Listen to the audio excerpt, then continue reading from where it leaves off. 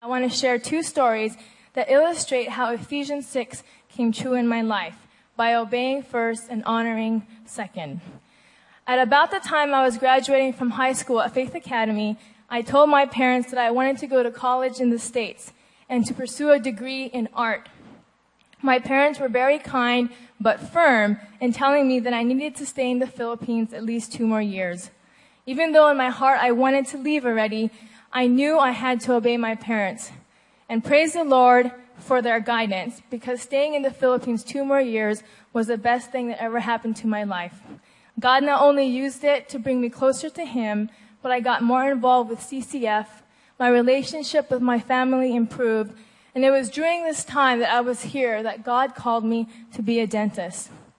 After 2 years at Ateneo, my parents gave me the blessing to pursue dentistry in the States.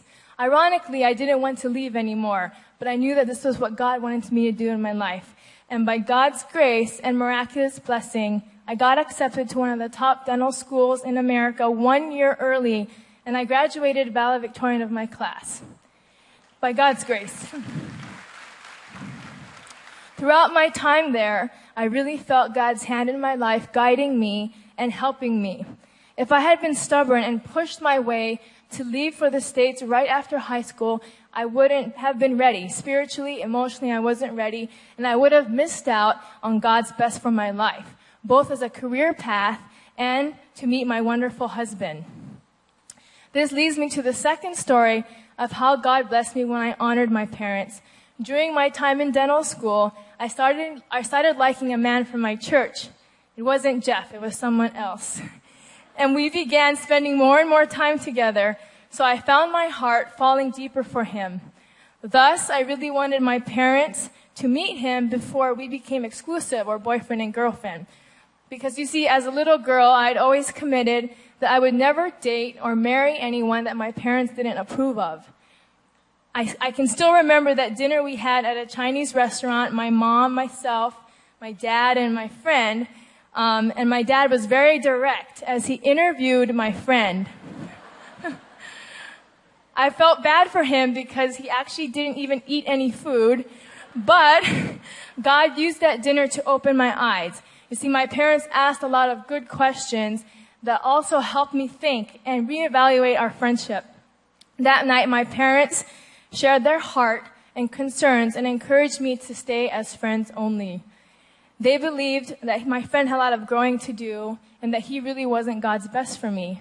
Even though I had already given part of my heart, and it was very difficult for me, God convicted me to end our dating relationship. I knew this was my parents' desire, and so I wanted to honor them. And I told my friend that we cannot hang out anymore alone or exclusively. Of course, I cried and I missed our time, but by God's grace, He gave me a lot of peace in my heart. And even more importantly, 2 months later, Prince Charming walked into my life. When my parents came back to the States, a few months later, they couldn't help but notice a dental friend of mine named Jeff. Even though he had a girlfriend at the time, my dad, actually, he said, keep the door open. It's only a girlfriend. So, because of that, and because I respected their opinion, I committed in my heart to leave the door open if anything would happen. And the Lord definitely makes things happen. Soon after, Jeff broke up with his girlfriend. We started becoming really good friends. Eventually, we had a dating relationship. And then, eventually, it turned into a wonderful marriage. I couldn't think of a better match for my life, a better person to serve the Lord with, to be a dentist with, and to do life together. So by God's grace, by honoring my parent, He did give me God's best, which was Jeff.